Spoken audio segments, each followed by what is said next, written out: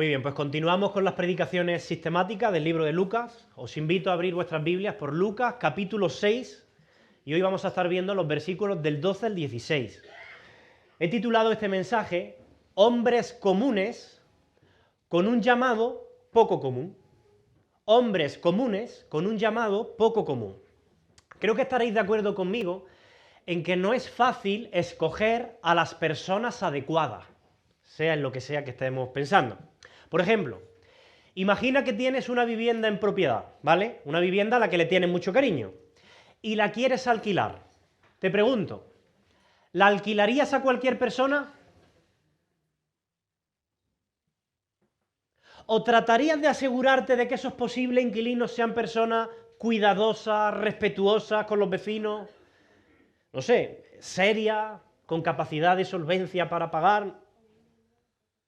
O imagina que eres el dueño de una importante empresa, de la que depende tu sustento y el sustento de tu familia. ¿Cómo seleccionarías a los trabajadores? Porque quieres que sean trabajadores adecuados.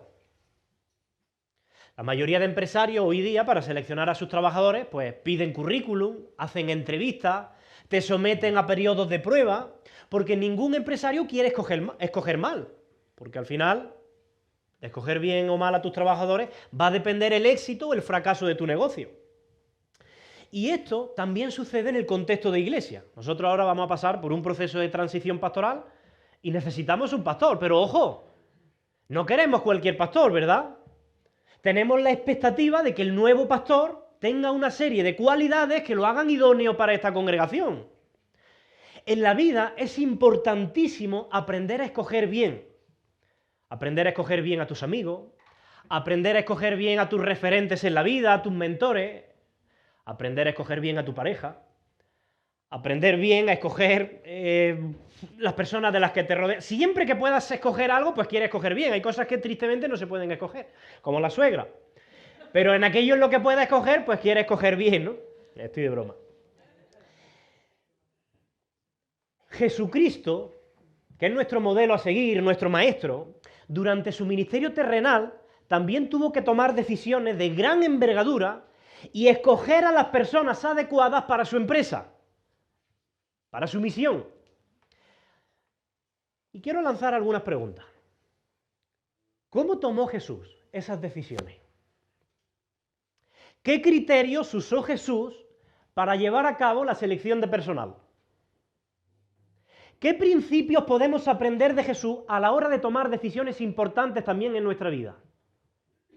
¿Deberíamos seguir los parámetros del mundo a los que estamos acostumbrados? ¿O en el reino de Dios hay unos parámetros de selección diferentes? Pues quiero que lo veamos y que me acompañéis a Lucas capítulo 6, versículos del 12. Bueno, vamos a leer ahora solo el 12 y el 13, ¿vale? He dividido el sermón en dos partes. La primera parte la he titulado Ante toda decisión, oración. Que se quede fácil. Ante toda decisión, oración. Vamos a leer estos dos versículos. Dice así. En aquellos días, él, haciendo referencia a Jesús, fue al monte a orar. ¿Y qué hizo? Pasó toda la noche, ¿cómo? Orando a Dios. Y cuando era de día, llamó a sus discípulos y escogió a 12 de ellos, a los cuales llamó también ¿cómo? Apóstoles, que significa literalmente enviados. Mirad, escoger a los apóstoles no era una tarea nada fácil. Tú piensas que después del ministerio de Jesús, el ministerio más importante para la iglesia ha sido precisamente el ministerio apostólico. Jesús tenía que preparar a estos hombres para que luego fuesen sus representantes ante el mundo, sus enviados, los encargados de transmitir su mensaje y de continuar su obra. Déjame resumirte muy rápidamente por qué el ministerio apostólico era el más importante de todo. Mira, a lo largo del ministerio terrenal de Jesús, Jesús alcanzó a cientos, a miles de personas con su predicación. Y muchos tuvieron también el privilegio de ver puntualmente algún que otro milagro. Pero de entre esos cientos y miles de personas, Jesús solamente escogió a 12 hombres para tener un trato especial con ellos que no tendría con nadie más. Vaya privilegio. El pasaje paralelo, este que hemos leído en el Evangelio de Marcos, en el capítulo 3, versículo 14, se nos especifica uno de los propósitos por los que Jesús escogió a 12. Y dice literalmente, y estableció a 12 para que estuviesen con él. Ahora, ¿qué quiere decir eso? Para que estuviesen con él. Muchas personas tuvieron el privilegio de escuchar a Jesús puntualmente, como he dicho, de verle obrar algún milagro, pero solamente 12 fueron escogidos para estar con él. Ellos estuvieron con él hora tras hora, minuto tras minuto, día tras día, semana tras semana, mes tras mes, durante 3 años. Y no solamente vieron o escucharon, sino que palparon con sus manos y tuvieron el enorme privilegio de ser entrenados, capacitados por Jesucristo. Jesús les permitió conocerles de una manera íntima y especial como nadie le había podido conocer. Por eso el apóstol Juan comienza su primera carta, lo recordaréis, diciendo: lo que hemos visto con nuestros ojos, lo que hemos contemplado y palparon nuestras manos tocante al verbo de vida, esto os anunciamos. Estos apóstoles van a tener una autoridad que nadie más iba a tener en la historia de la iglesia. A ellos Jesús se les manifestó como a nadie se le había manifestado. Pero ese privilegio tenía un propósito. Y es que ellos fueron escogidos para recibir una revelación de la persona, la obra y el mensaje de Jesús que nadie había recibido antes.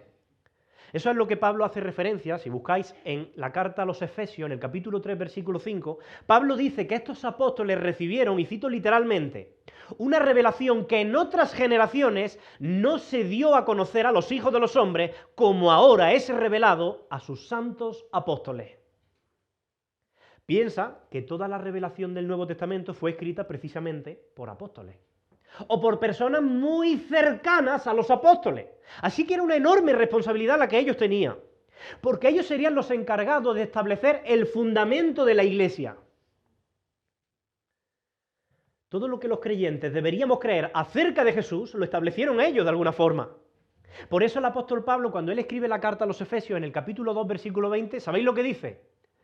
Dice que los creyentes están edificados sobre el fundamento ¿de qué? De los apóstoles y profetas. Toda nuestra fe, todo lo que tú crees acerca de Dios, debe estar basado en el testimonio que estos apóstoles nos dejaron.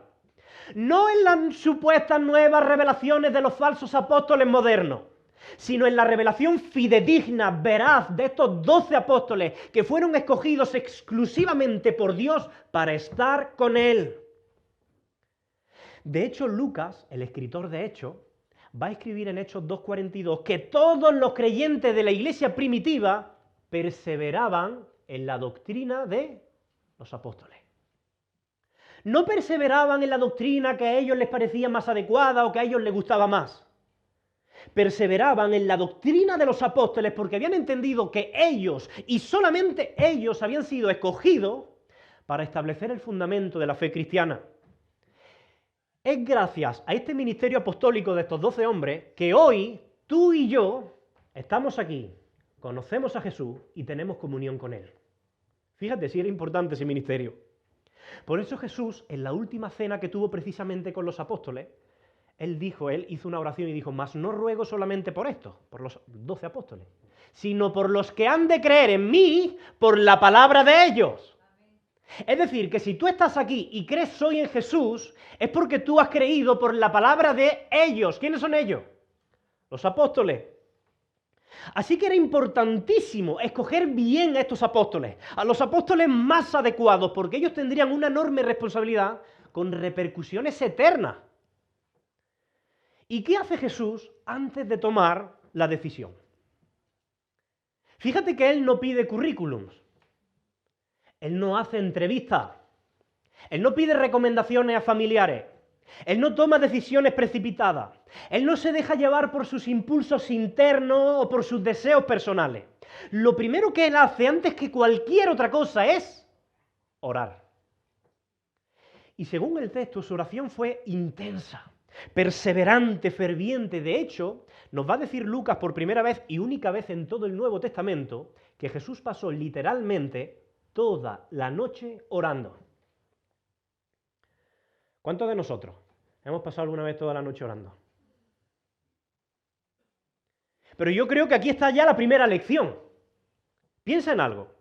Si Jesús, que es el ser más sabio y perfecto sobre la tierra, antes de tomar una decisión reconoce la necesidad y la importancia de buscar la voluntad del Padre en oración, ¿cuánto más nosotros, que estamos llenos de imperfecciones, que nuestra sabiduría es muy limitada, deberíamos buscar la voluntad de Dios en oración antes de tomar cualquier decisión?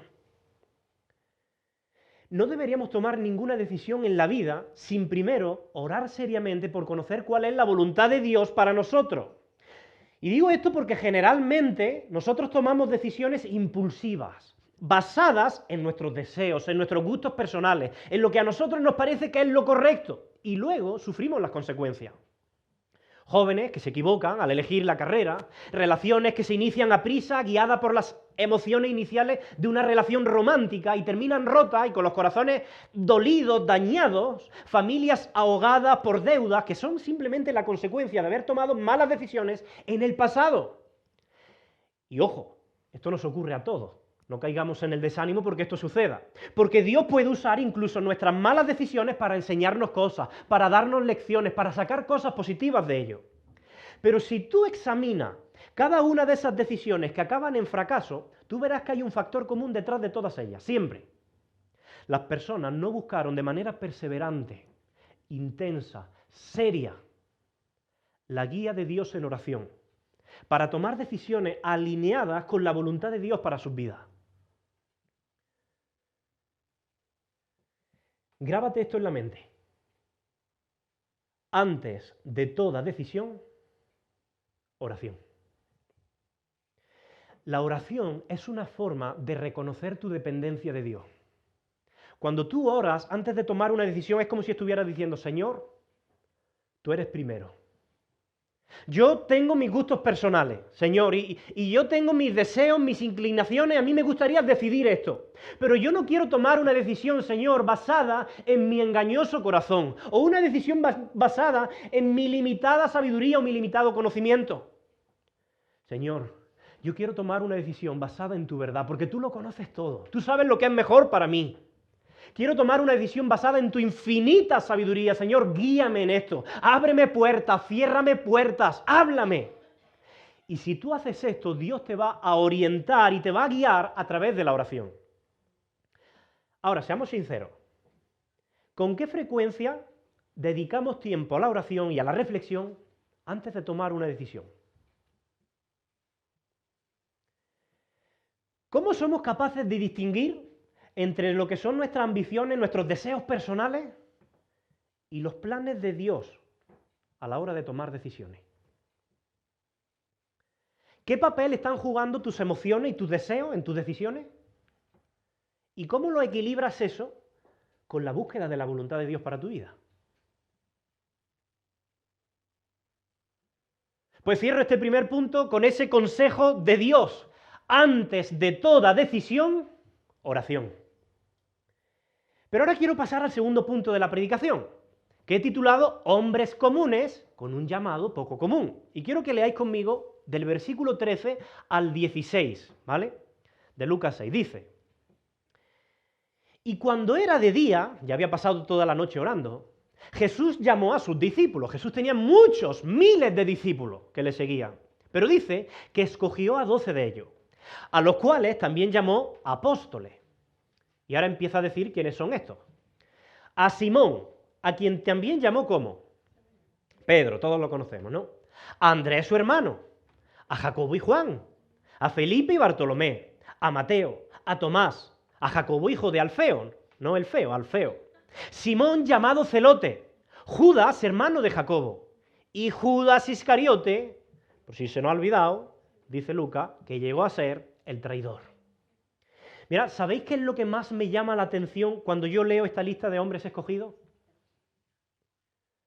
Nada.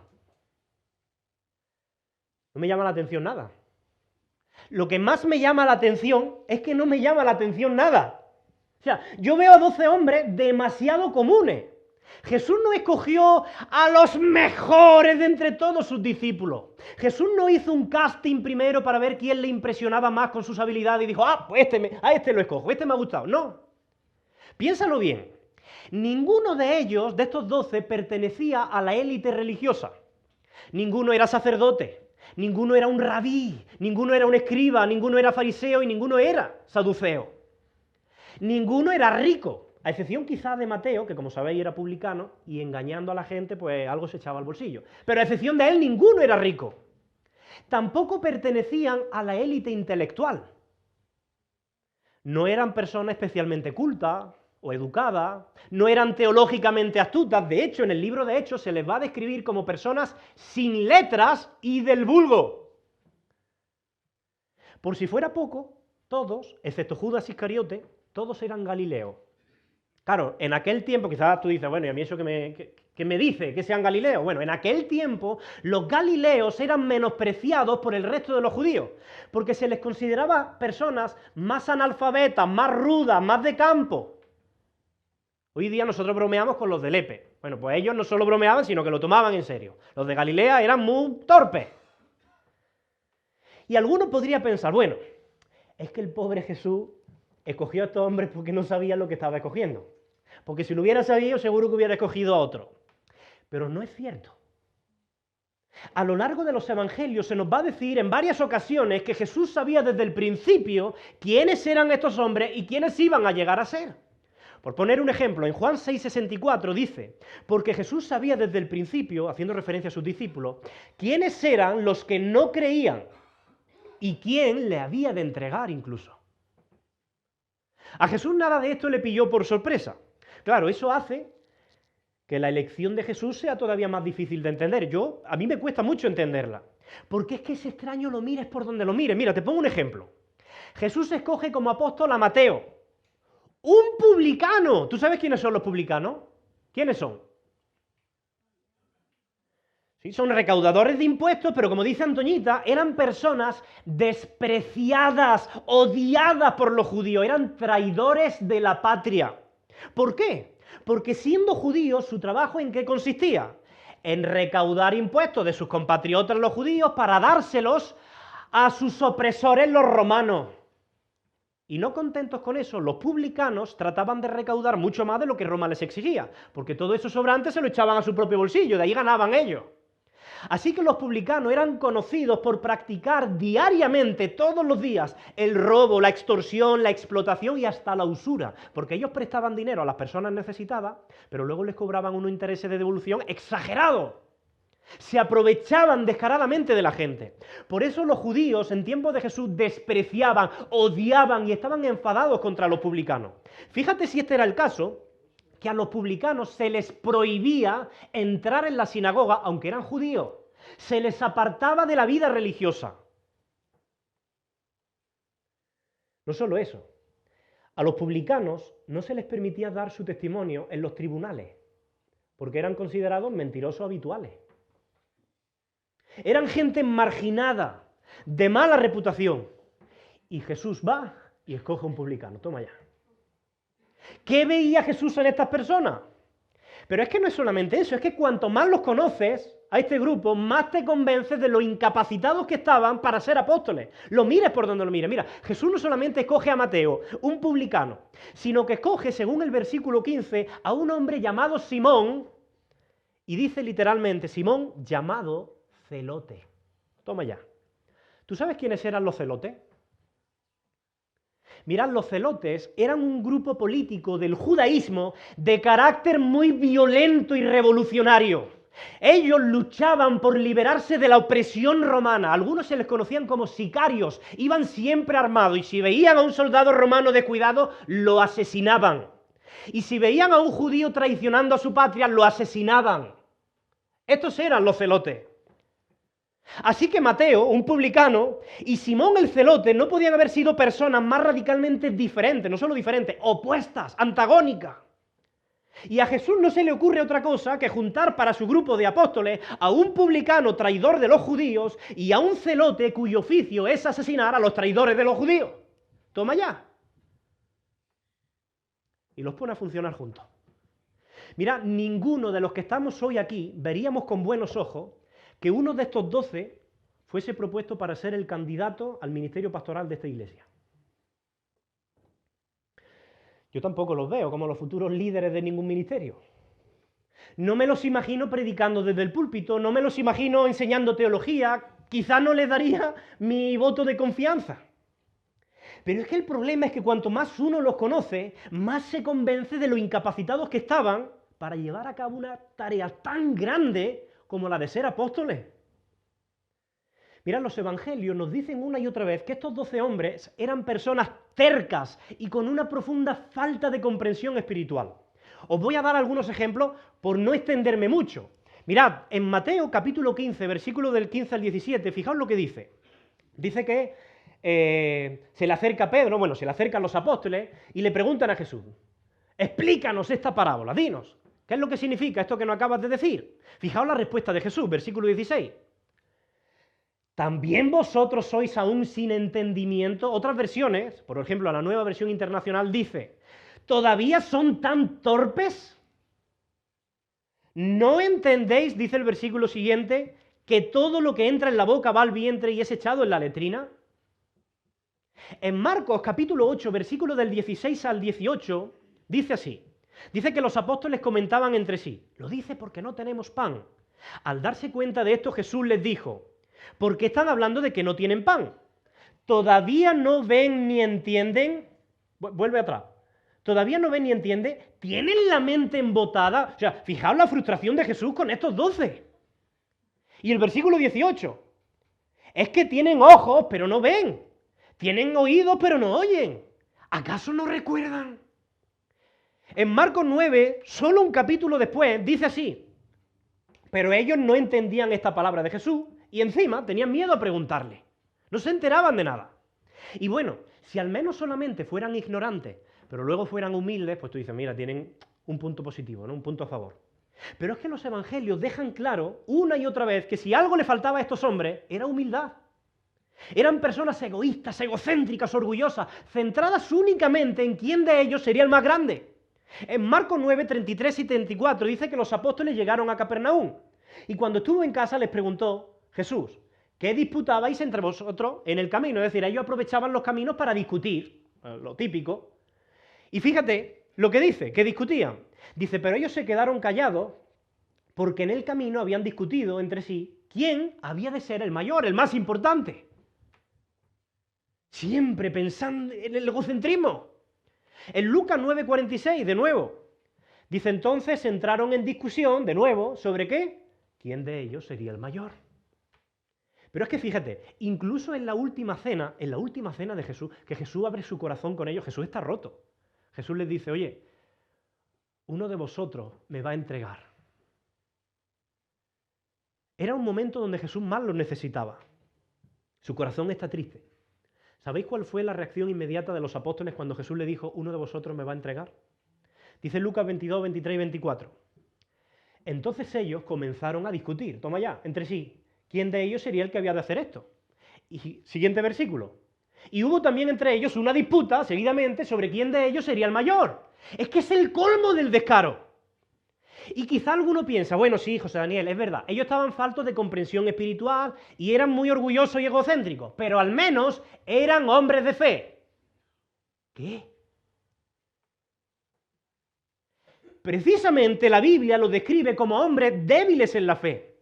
Cuando estaban en la barca y vino la tormenta, ¿cómo reaccionaron?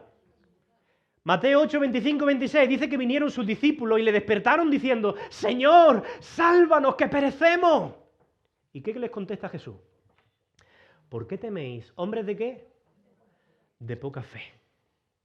Cuando Pedro comenzó a hundirse en el mar de Galilea después de dar un par de pasitos, dice Mateo 14, 31 que enseguida Jesús le tendió la mano y sujetándolo le reprendió a Pedro y le dijo, hombre de poca fe, ¿por qué dudaste? Mirad, muchas veces Jesús tuvo que reprender la falta de fe de sus apóstoles, como en Mateo 16, 8. Cuando les dijo, al darse cuenta de esto, Jesús les recriminó, hombres de poca fe, ¿por qué están hablando de que no tienen pan?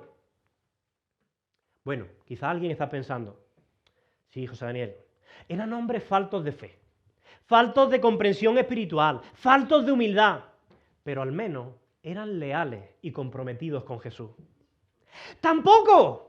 Dice Marcos 14:50 que cuando Jesús iba a ser arrestado, y cito literalmente, entonces todos lo abandonaron y huyeron. Incluso Pedro le niega 3 veces jurando y maldiciendo. Mira, tú tienes que reconocer conmigo que no había nada especial en estos hombres, nada valioso, nada que los hiciese aptos para una misión tan grande como la de ser apóstoles. Y yo creo que a veces nosotros nos volvemos, o no es verdad, nos volvemos muy quisquillosos cuando hay que votar a alguien para que entre al consejo, a un hermano o a una hermana, para ponerle al frente de un ministerio, le sacamos punta a todo porque queremos al idóneo. Pues el idóneo no nace, el idóneo se hace. A veces somos muy rápidos en descalificar a la gente. Que no me gusta cómo está predicando. Este no sirve para predicar, este no tiene el don. Y a lo mejor es la primera vez que predica en su vida. Pues ten paciencia, porque las personas no nacen aprendidas. Yo escucho predicaciones mías de hace 12 años y en algunas me da vergüenza. Pero gracias a la paciencia de mis hermanos a lo largo de los años y gracias a la gracia de Dios en mi vida, he podido adquirir una serie de habilidades que antes no tenía. Que no me llamó por teléfono cuando estaba triste. Este no es pastor ni es nada. Descalificado, ya no confío más en él. Que hace 10 años viste en una asamblea a fulanito discutiendo con zetanito. Uy. Este yo no lo veo para el liderazgo. Si yo te contara, descalificado. Mira, grábate esto en la mente y recuérdatelo cada vez que pienses que un hermano o una hermana en la fe está incapacitado para llevar a cabo una tarea, una determinada tarea.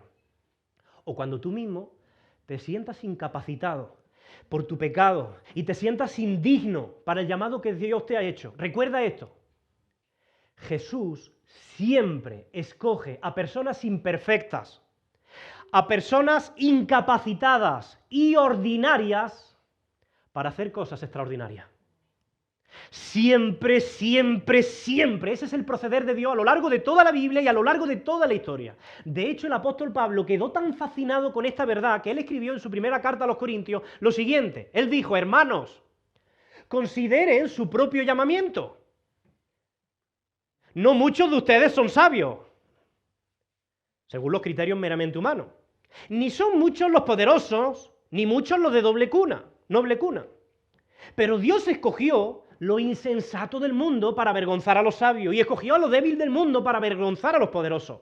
Y también escogió Dios a lo más bajo, a lo despreciado, a lo que no es nada, para anular lo que es, a fin de que en su presencia nadie pueda jactarse. Ahora bien, si Dios los escogió a ellos, también puede escogerme a mí. Y también puede escogerte a ti. Y puede escoger a la persona que está a tu lado. Eso ya no lo veo.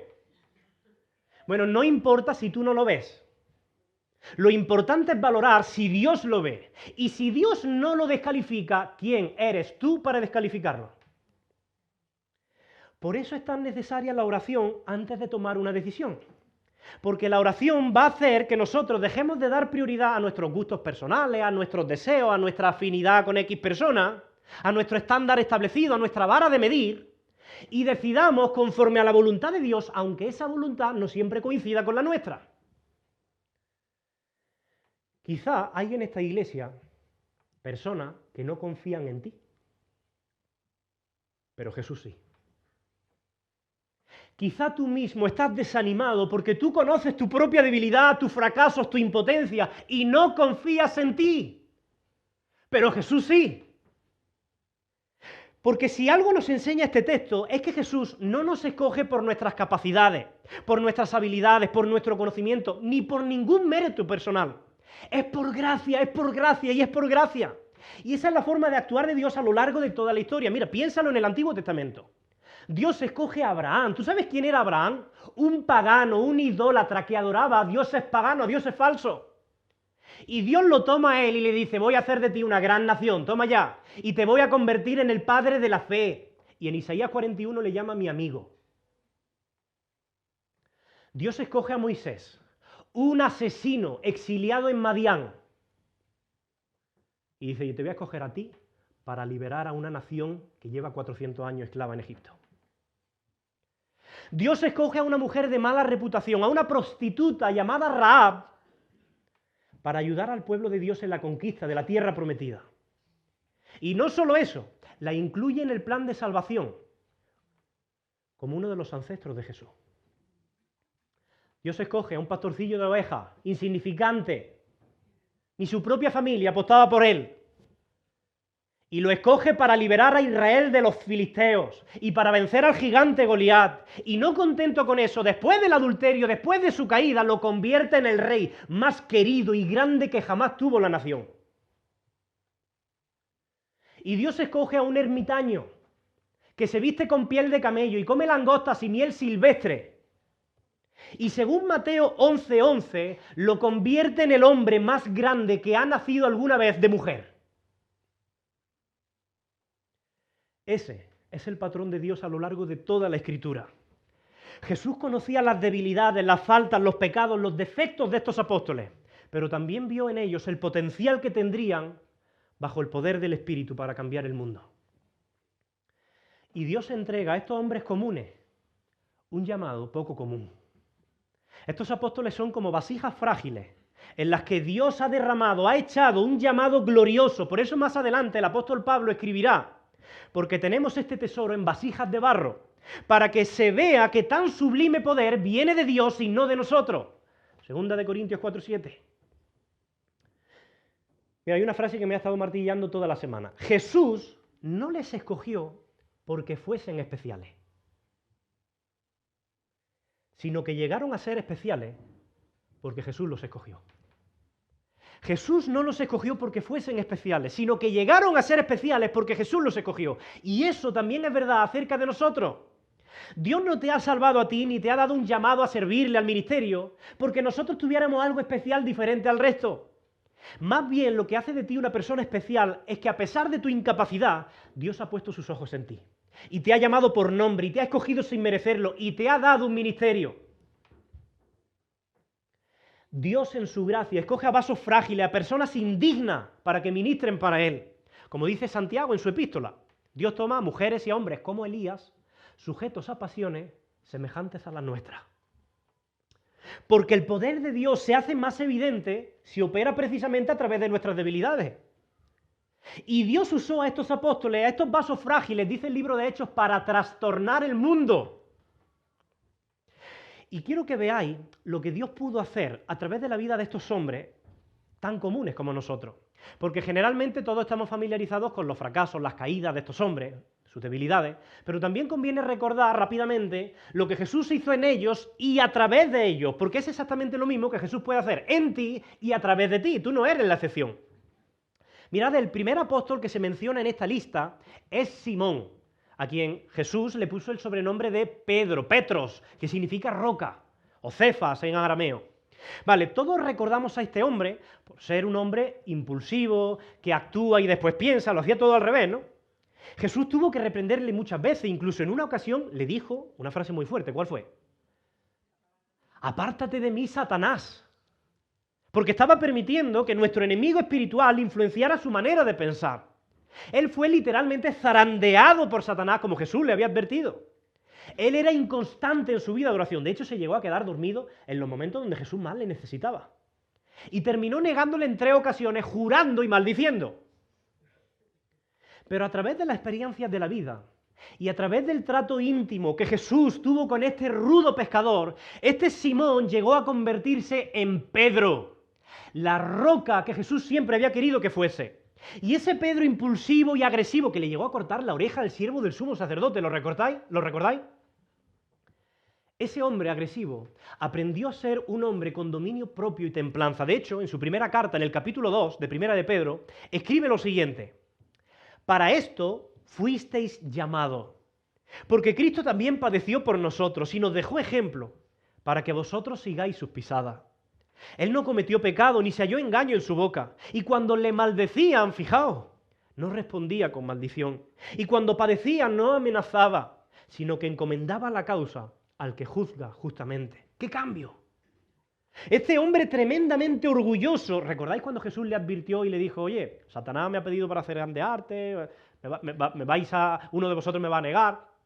Pedro contestó: Señor, aunque todos se escandalicen, yo no me escandalizaré de ti. Pues ese hombre orgulloso aprendió la humildad y al final de su epístola, fijaos lo que escribió, en 1 de Pedro 5:5, revestíos de humildad, porque Dios resiste a los soberbios y da gracia a los humildes. Pedro había aprendido que efectivamente el enemigo espiritual es un adversario que no se puede subestimar, que él fue zarandeado por Satanás como Jesús le había advertido y había terminado negando al Señor en su debilidad. Pero él aprendió de esa experiencia y ahora, como un buen líder lleno de compasión, va a escribir a sus hermanos. Y fijaos lo que les dice en el capítulo 5, versículo del 8 al 10. Hermanos, sed sobrios y velad, porque vuestro adversario el diablo, como león rugiente, anda buscando a quien devorar. Él lo había experimentado eso en carnes propias. Pero sigue diciendo,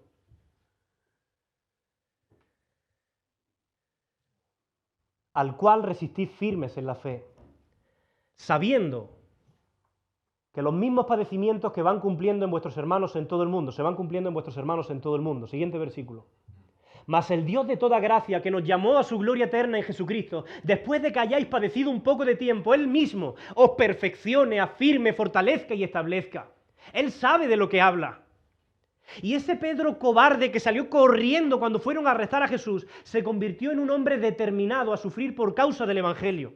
Jesús transformó ese corazón cobarde en un hombre valiente, en un predicador valiente. De hecho, en el libro de Hechos, en el capítulo 4, os recordaréis porque predicamos acerca de esto, vemos que el concilio de Jerusalén amenaza a Pedro y le dice, o te callas o te quitamos la vida. ¿Sabéis cuál fue la respuesta de Pedro? Hechos 4 del 18 al 21, dice, y les ordenaron que en ninguna manera hablasen ni enseñasen en el nombre de Jesús. Mas Pedro y Juan respondieron diciéndole, juzgad si es justo delante de Dios obedecer a vosotros antes que a Dios, porque no podemos dejar de decir lo que hemos visto y oído. Y entonces ellos los amenazaron y les soltaron. Aquel pescador, por quien nadie daba un duro, se convirtió en el líder que Jesús quería que fuese. Y en su primer sermón, 3.000 personas se convirtieron. El segundo apóstol que se menciona en la lista es Andrés, el hermano de Simón Pedro. Claro, no es fácil ser el hermano del famoso Simón Pedro, porque claro, tú ya estás condenado a vivir en la sombra siempre, estás eclipsado por la grandeza de tu hermano. A ti te conocen como el hermano de... Pero Jesús lo convirtió en un apóstol humilde, que se contentaba con servir en segundo plano, porque eso no es fácil. O sea, hay personas que si no son protagonistas, si no se les pone en lugares donde puedan tocar bombo y platillo para que todos le alaben, no están satisfechos. Pero Andrés no es una de ellas. Dios trabaja en su corazón a lo largo de estos años y lo convierte en un hombre humilde. Y no solo eso, Dios le da a Andrés un corazón misionero. Es muy interesante, cada vez que Andrés aparece en el Evangelio, aparece siempre llevando a alguien a los pies de Jesús, siempre. Por ejemplo, cuando están alimentando los apóstoles a los 5.000 hombres, que en realidad eran muchos más, contando mujeres, niños y tal, pero cuando están alimentando a los 5.000 hombres, dicen que los apóstoles no sabían qué darles de comer. Pues fue Andrés precisamente el que vio a un muchacho con 5 panes y 2 peces, ¿y qué hizo? Llevarlo a Jesús. Y es curioso, porque la última vez que Andrés aparece en los evangelios, aparece precisamente llevando a más personas a Jesús. Dice en Juan 12, 20, 21, que había ciertos griegos entre los que habían subido a adorar en la fiesta. Griegos que habían ido a las fiestas judías. ¿Vale? Los judíos no se llevaban muy bien con los gentiles, pero bueno. Dice que estos se acercaron a Felipe, otro de los apóstoles, que era de Betsaida, y le rogaron diciendo, Señor, quisiéramos ver a Jesús. ¿Qué es lo que pasa? Que Felipe dice, a Jesús yo voy a llevaros, siendo vosotros gentiles, mejor lo voy a llevar a Andrés. Y entonces Felipe dice, fue y se lo dijo a Andrés. Pero Andrés tuvo muy claro lo que tenía que hacer. Fíjate lo que dice Andrés. Dice, entonces Andrés y Felipe lo llevaron o se lo dijeron a Jesús. Los siguientes en la lista son Jacobo y Juan. A estos dos hermanos Jesús les puso el sobrenombre, ¿sabéis cuál? ¿Cuál? Los hijos del trueno. Imaginaos el carácter que tenían. Estos son los que en un momento de ira le dijeron a Jesús, Señor, ¿hacemos que descienda fuego del cielo y arrase con todos estos samaritanos? Si antes hemos dicho que Andrés estaba tratando de llevar a los pecadores hacia Jesús, Jacobo y Juan lo que querían era incinerarlo. Y el Señor tuvo que reprenderlos duramente y les dijo, oye, no sabéis de qué espíritu soy, porque el Hijo del Hombre no ha venido a perder las almas, sino a salvarlas. Jacobo y Juan siempre estaban discutiendo sobre quién sería el mayor de ellos. Incluso en una ocasión mandaron a su madre para que convenciera a Jesús para ver si lo ponía en un lugar privilegiado en el reino. Jacobo buscaba una corona de gloria. ¿Sabéis lo que Jesús le dio? Una copa de sufrimiento. Porque fue el primer apóstol en morir mártir. Y el único cuya muerte se registra en el Nuevo Testamento. En Hechos capítulo 12, versículo 1 y 2 dice: por aquellos días el rey Herodes hizo apresar a algunos miembros de la iglesia para maltratarlos. Versículo 2. Mató a espada a Jacobo, el hermano de Juan. Es curioso porque el hecho de que Herodes, para tratar de frenar el avance de la iglesia, lo primero que haga sea matar a Jacobo y no, por ejemplo, a Pedro, que hoy conocemos tanto, esto evidencia que Jacobo ya se había convertido en un instrumento poderoso en las manos de Dios. Por eso, ese deseo de quitárselo de encima, ¿no? Ese antiguo hijo del trueno estaba llevando mucho fruto para la iglesia. Y nadie daba un duro por él. Y Juan, su hermano, dejó de ser conocido también como el hijo del trueno. Y llegó a ser conocido, ¿sabéis cómo? Como el discípulo amado. De hecho, Juan va a usar la palabra amor más de 100 veces en sus escritos. Y hoy día los teólogos le conocen como el apóstol del amor. Eso fue lo que hizo Jesús con este hijo del trueno. Luego son mencionados Felipe y su compañero Bartolomé. La Biblia no dice mucho acerca de ellos. Lo único que sabemos es que estuvieron sirviendo entre bambalinas, ¿vale?, a Jesús. En alguna ocasión también fueron reprendidos por Jesús, como cuando Felipe le dijo a Jesús: Señor, muéstranos al Padre, ¿lo recordáis? Y Jesús le tuvo que decir: ¿cómo? ¿Tanto tiempo llevo con vosotros y no me habéis conocido? El que me ha visto a mí ha visto al Padre. Pero estos dos hombres, que son casi anónimos y faltos de entendimiento, fueron una de las 12 personas más importantes de la historia del mundo. O sea, esto demuestra la capacidad que Dios tiene de escoger a personas comunes, insignificantes, para su gloria. El siguiente mencionado es Mateo. Y ya hemos mencionado que su oficio era ser recaudador de impuestos, un publicano, y que era despreciado y odiado por los judíos. Pero es que el Señor no solamente lo utiliza como apóstol, es que lo utiliza también como evangelista. Y a través de su evangelio, millones de personas a lo largo de los tiempos hemos podido leer, escuchar y conocer a Jesús. Y nadie daba un duro por él cuando Jesús fijó sus ojos en él. El siguiente es Tomás. Tomás, un hombre incrédulo, que incluso después de vivir 3 años con Jesús dijo: si yo no viere la señal de los clavos y metiere mi dedo en el lugar de los clavos y metiere mi mano en el costado, no creeré. Pues dice la tradición que Jesús lo convirtió en el encargado de llevar el evangelio hasta la India y que murió mártir por su fe, traspasado por una lanza. Luego se menciona a Jacobo, hijo de Alfeo, y la Biblia no dice absolutamente nada acerca de él. Lo único que sabemos es que, como apóstol, tuvo que ser usado poderosamente por Jesús, pero él en ningún momento buscó reconocimiento. Tampoco demostró grandes habilidades de liderazgo, por eso nunca se le menciona de esa manera. De hecho, es muy curioso. Cuando el Evangelio de Marcos hace referencia a este Jacobo, siempre lo llama Jacobo el menor. No porque fuera menor de edad, sino porque era menor en importancia, en influencia, en comparación con el otro Jacobo que pertenecía al círculo íntimo de Jesús. Luego viene Simón el celote, que ya he comentado quiénes eran los celotes. Y Jesús no tiene inconveniente en usar personas así para el más grande ministerio que ha tenido la iglesia. Por supuesto, en ese proceso el Señor Jesús transformó el corazón de este hombre violento, de ideas radicales, en un hombre manso, con ideas comprometidas con el reino de Dios. Y por último, Judas Iscariote, toma ya, el traidor. A día de hoy, debido a su traición, es despreciado universalmente. De hecho, es muy curioso, pero aquí en España la ley prohíbe que tú llames a tu hijo Judas, por la connotación negativa que tiene ese nombre. Pero fíjate qué interesante, porque incluso él fue objeto de la misericordia de Jesús. Jesús lo llama al apostolado. Mira, yo no sé tú, pero si yo hubiera sido Jesús, probablemente en algún momento yo hubiera pensado: me equivoqué, ya está, metí la pata, no pude elegir peor. Es más, probablemente yo hubiera tirado la toalla, hubiera dicho a esos 12, mira, iros a vuestra casa, y hubiera buscado a 12 diferentes. Porque según los parámetros humanos, lo mires por donde lo mires, no eran aptos. Y la pregunta que me he estado haciendo toda la semana es, bueno, Jesús, ¿tú por qué no los desechaste? ¿Por qué no los desechó? Y creo que hay 3 razones principales. En primer lugar, para evidenciar que Dios nos llama a cada uno simplemente por gracia. No por los méritos personales, no por nuestras capacidades. Es y será siempre por gracia. Recuérdaselo al enemigo cuando te susurra al oído que tú no vales, que eres un pecador, que... Recuérdaselo. Es por gracia. Si algún día tú estás en el cielo y te preguntan, ¿por qué debo dejarte entrar aquí? No vaya a decir, porque estuve yendo a la iglesia tanto. Por gracia. Por gracia. La segunda razón la encontré en una de las oraciones que Jesús hace al final de su ministerio. En Juan 17, Jesús ora, en el versículo 6, dice, lo resumo, los hombres, he manifestado tu nombre a los hombres que del mundo me diste. Tuyos eran y tú me los diste. Ahí está la clave. Jesús no había escogido a estos hombres, sino que los había recibido de la mano del Padre. Tú me los diste. Y como los había recibido de la mano del Padre, podía confiar en que el Padre no se había equivocado con ellos.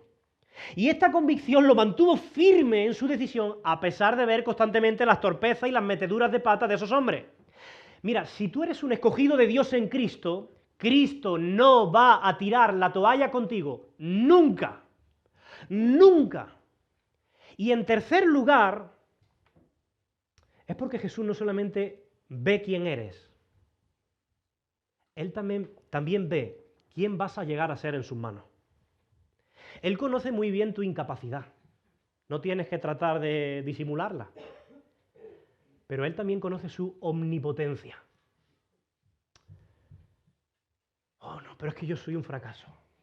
¿Cuántas veces he orado al Señor que me libre de esto y sigo cayendo en lo mismo? Y los mismos errores. Ni siquiera yo puedo confiar en mí mismo. No cumplo nunca mis promesas. ¿Cuántos de nosotros no hemos dicho, no hemos sentido así alguna vez? Mira, los imposibles humanos son la materia prima con la que Dios más disfruta trabajando. Aquello que tú das por imposible es lo que a Dios más le gusta. No le digas a Dios lo que no puede hacer. Más bien, deja que Dios te enseñe lo que Él puede hacer, porque tú no eres la excepción. A lo largo de toda la historia, a Dios le ha placido escoger a lo débil, a lo menospreciado, a lo incapacitado para llevar a cabo sus propósitos. Y a veces tú puedes desesperarte, puedes frustrarte, puedes desanimarte por tu falta de madurez o por la falta de madurez del que está sentado a tu lado. Y quizá eso te deprime.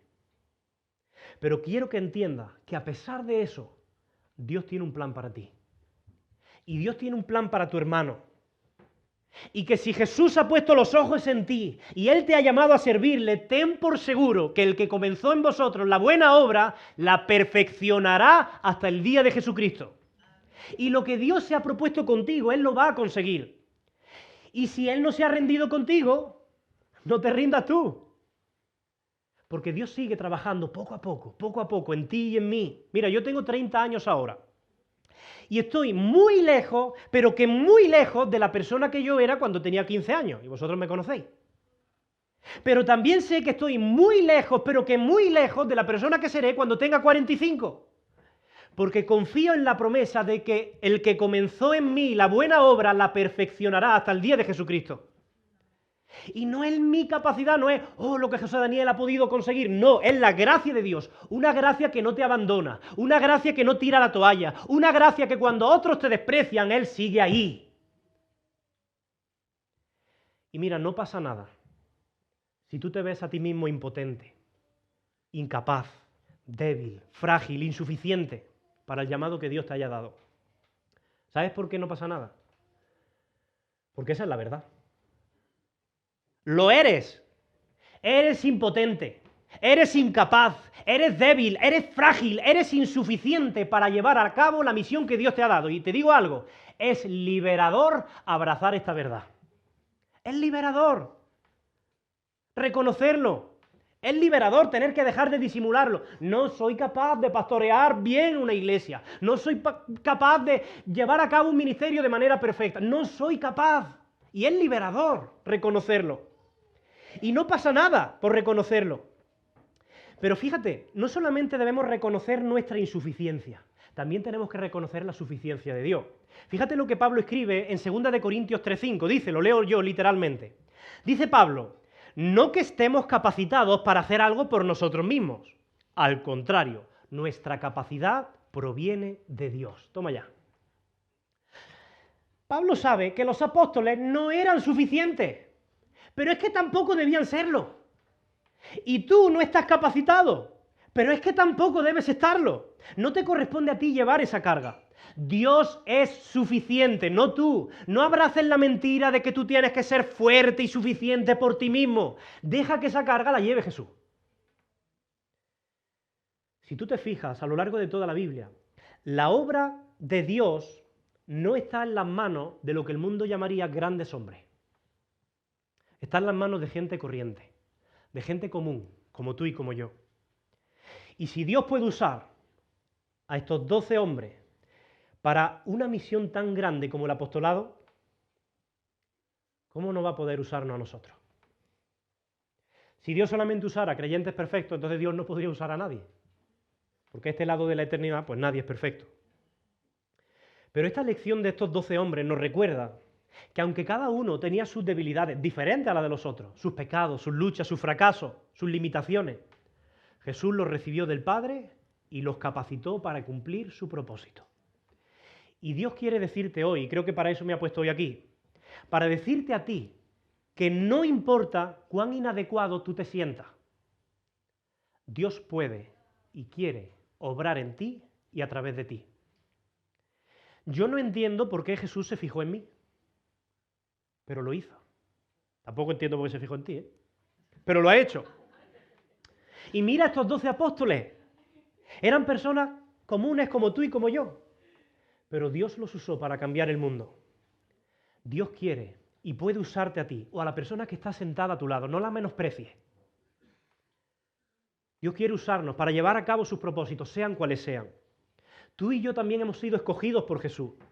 Si tú hoy estás aquí escuchando esta predicación, no creas que es casualidad. Tú estás aquí porque Jesús te ha escogido, te ha llamado por nombre y te ha invitado a servirle y a seguirle. Y quizá alguno de nosotros nos ha llamado también a servir en áreas concretas en el ministerio dentro de la iglesia local. Puede ser. Pero lo importante es que todos sin excepción hemos recibido el llamado y hemos sido enviados, lo mismo que estos apóstoles, para hacer discípulos y predicar el evangelio en nuestro entorno cotidiano, en nuestro día a día, en nuestro trabajo, en nuestro gimnasio, en lo de Páquila de la frutería de la esquina. ¿A cuántas personas le has hablado de Jesús esta semana? Esta semana nadie. Bueno, ¿y la semana anterior? Porque Jesús no te ha llamado a ti ni me ha llamado a mí para que estemos todo el día leyendo la Biblia. Ni te ha llamado para que estés todo el día orando. Ni te ha llamado para que estés todo el día estudiando la Biblia o estudiando teología. Él te ha llamado para que le hables a otros de Jesús y para que prediques la buena noticia del Evangelio. La pregunta es, ¿estás dispuesto a dejar de lado tus excusas, tus limitaciones autoimpuestas y permitir que Dios te use como Él quiera, que lo diga Él?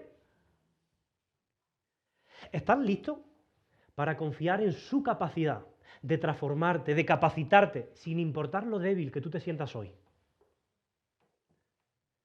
¿Por qué no te unes a esa larga nube de testigos que hemos visto a lo largo de la historia y a lo largo de la Biblia, que aceptaron el desafío de ser parte del plan de Dios, aunque ellos se sentían indignos e insuficientes? ¿Quieres serlo? Vamos a orar. Señor, queremos darte gracias por tu palabra. No entendemos muchas veces tu proceder. No tengo ni idea de por qué seleccionaste a esos hombres. Pero si te soy sincero, tampoco sé por qué me escogiste a mí. Señor, reconocemos nuestra insuficiencia, reconocemos nuestro pecado, te fallamos a diario. No somos buenos esposos, no somos buenos creyentes, no somos buenos en nada. pero nuestra capacidad viene de ti, Señor. Y por la gracia de Dios no somos lo que un día fuimos. Y por la gracia de Dios sabemos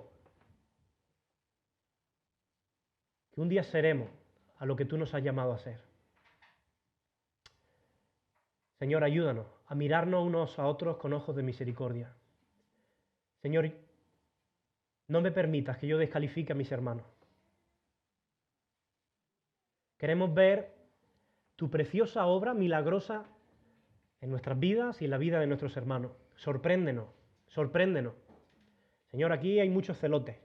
Y también hay Simón Pedro. Y hay Andrés. Y somos diferentes. Y pensamos diferente.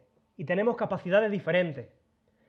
Pero todos tenemos falta de entendimiento espiritual. Todos tenemos orgullo, como los apóstoles. Moldea nuestro carácter. Y úsanos para tus propósitos como tú quieras y cuando tú quieras. Y cuando el enemigo nos susurre al oído que somos débiles, que no somos capaces, que somos pecadores, ayúdanos a recordarnos que es por gracia, que es por gracia.